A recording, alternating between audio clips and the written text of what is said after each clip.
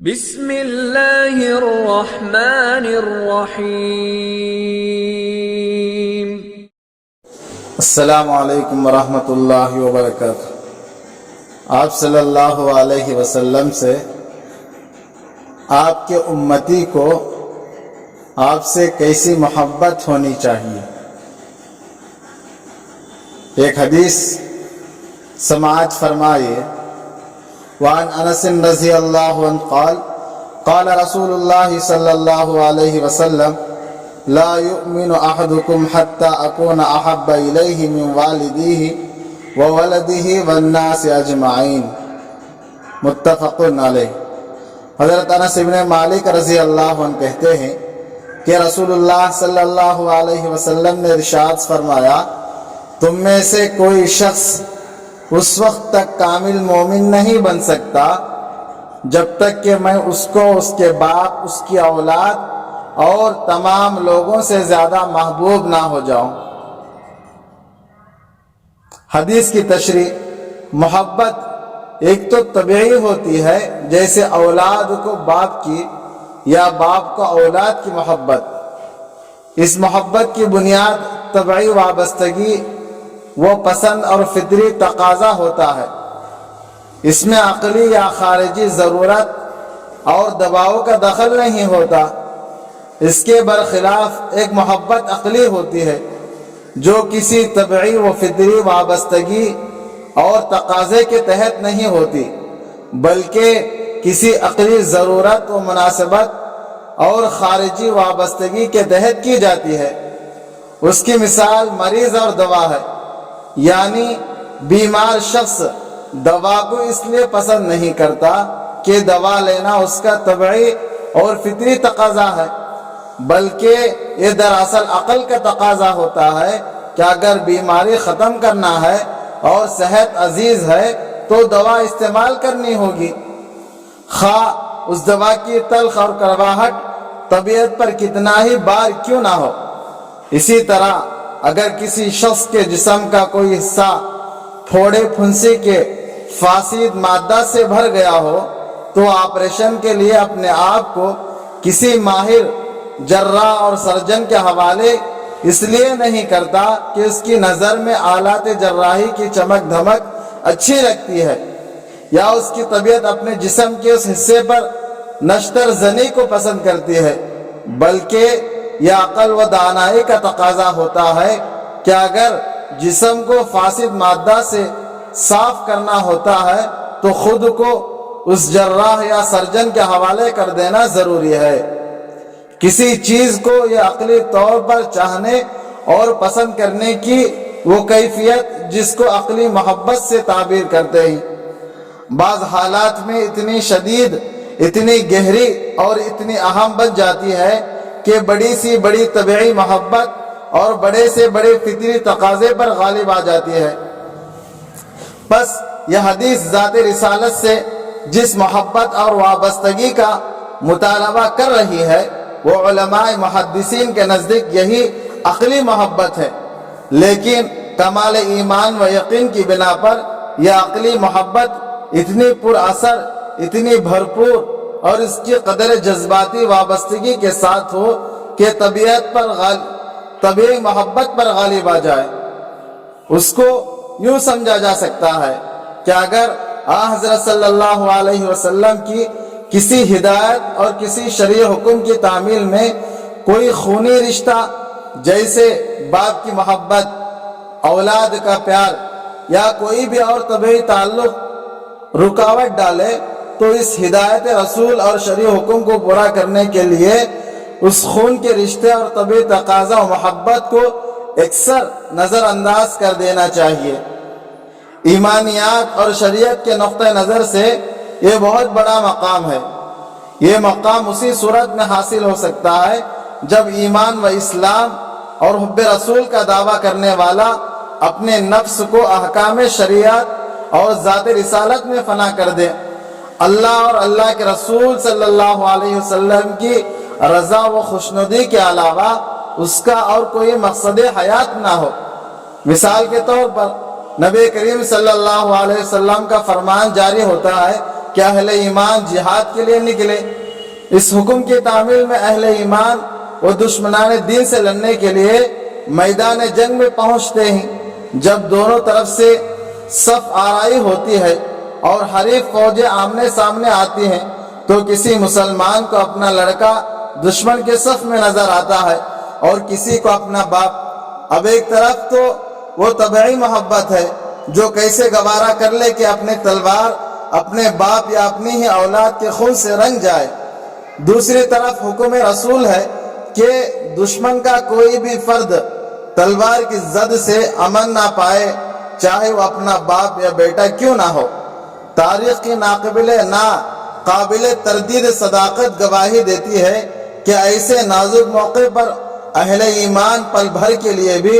ذہنی کشمکش میں مبتلا نہیں ہوتے۔ ان کو یہ فیصلہ کرنے میں ایک لمحے کی بھی تاخیر نہیں ہوتی کہ حکم رسول کے سامنے نہ باپ کی محبت کوئی معنی رکھتی ہے نہ اولاد کی، اور پھر میدان جنگ میں باپ کی تلوار بے دریغ اپنے اولاد کا خون بہاتی نظر آتی ہے اور بیٹا اپنے باپ کو موقع نہیں دیتا کہ بچ کر نکل جائے۔ بہرحال حدیث کا حاصل یہ ہے کہ تکمیل ایمان کا مدار حب رسول پر ہے۔ جس شخص میں ذات رسالت سے اس درجے کی محبت نہ ہو کہ اس کے مقابلے پر دنیا کے بڑے سے بڑے رشتے، بڑے سے بڑے تعلق اور بڑی سے بڑی چیز کی محبت و چاہت بھی بے معنی ہو، وہ کامل مسلمان نہیں ہو سکتا، اگرچہ زبان اور قول سے وہ اپنے ایمان و اسلام کا کتنا ہی بڑا دعویٰ کرے۔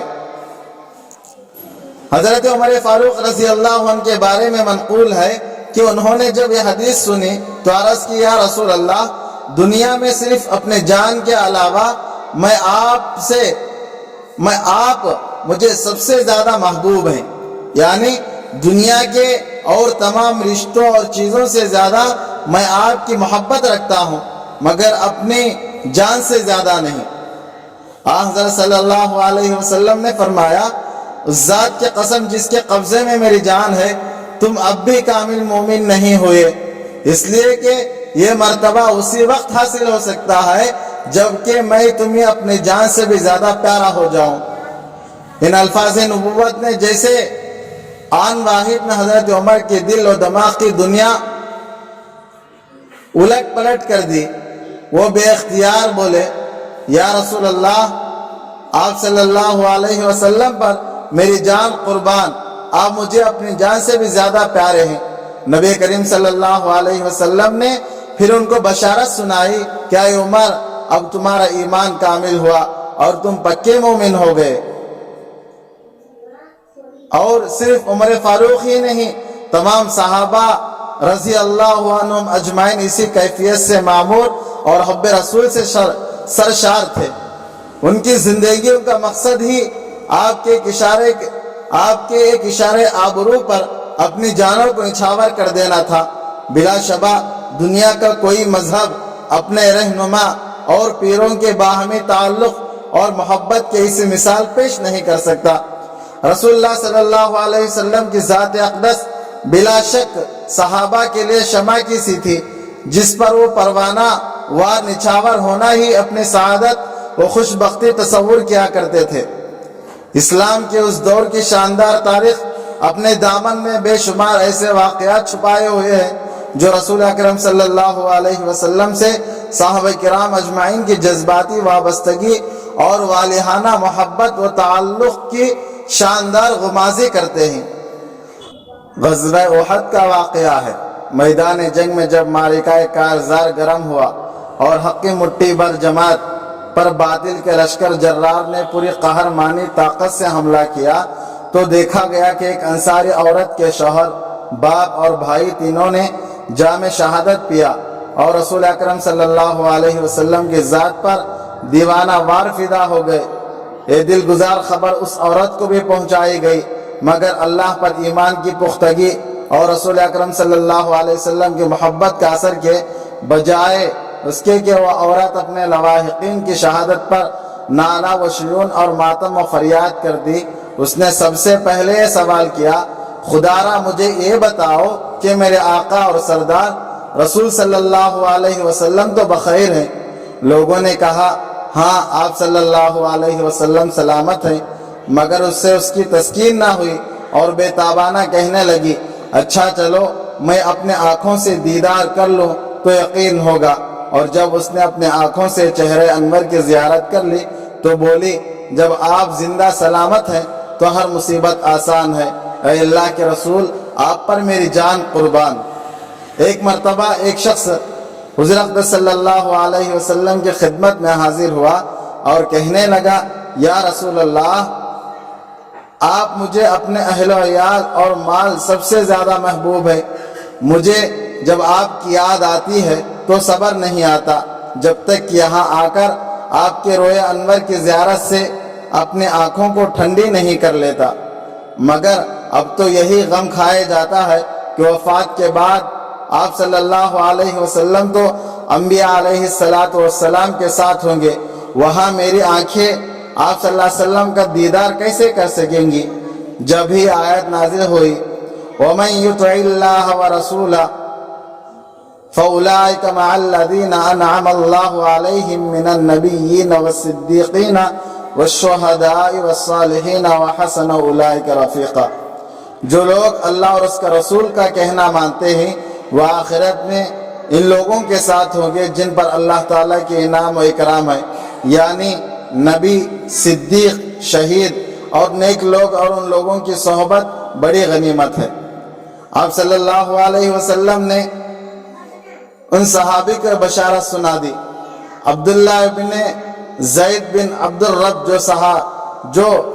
साहिब अज़ान के लक़ब से मशहूर थे, अपने बाग में काम कर रहे थे कि उसी हालत में उनके साहिबजादे ने आकर ये अंदोनाक खबर सुनाई, सरवरे दो आलम सल्लल्लाहु अलैहि वसल्लम विसाल फरमाए गए। इश्क़ नबवी से सरशार और मोहब्बत रसूल से सरमस्त ये सहाबी इस जानगुजार खबर की ताब ज़ब्त ना ला सके। बेताबाना हाथ फिजा में बुलंद हुए और ज़बान से हसरतनाक अल्फाज निकले, और खुदावन अब मुझे बीनाई की दौलत से महरूम कर दे, ताकि आंखें जो सरकारे दो आलम सल्लल्लाहु अलैहि वसल्लम के दीदार से मुशर्रफ व मुनव्वर हुआ करती थी, अब किसी दूसरे को ना देख सके। इन वाक़यात से मालूम हुआ कि सहाबा किराम रिज़वानुल्लाहि अलैहिम अजमाइन को नबी करीम सल्लल्लाहु अलैहि वसल्लम से मोहब्बत व ताल्लुक़ का वही मकाम हासिल था जो इस हदीस का मंशा है। इसलिए हर मुसलमान के लिए ज़रूरी है कि अगर वह ईमान की सलामती और अपने इस्लाम में मजबूती पैदा करना चाहता है तो नबी करीम सल्लल्लाहु अलैहि वसल्लम की मोहब्बत व अक़ीदत से अपने दिल को मामूर करे और आप सल्लल्लाहु अलैहि वसल्लम की तालीमात पर अमल पैरा होने ही को मदार नजात जाने कि रसूल सल्लल्लाहु अलैहि वसल्लम से मोहब्बत का मेयार इत्तिबाए शरीयत और इत्तिबाए रसूल है। जो शख्स शरीयत पर अमल नहीं करता और आप सल्लल्लाहु अलैहि वसल्लम की तालीमात पर नहीं चलता, वह इस बात को जाहिर करता है कि नऊज़ु बिल्लाह उसे हुज़ूर सल्लल्लाहु अलैहि वसल्लम से मोहब्बत नहीं है। आमीन व आखिर दावाना अनिल हम्दुलिल्लाहि रब्बिल आलमीन। अस्सलामु अलैकुम व रहमतुल्लाहि व बरकातुहू।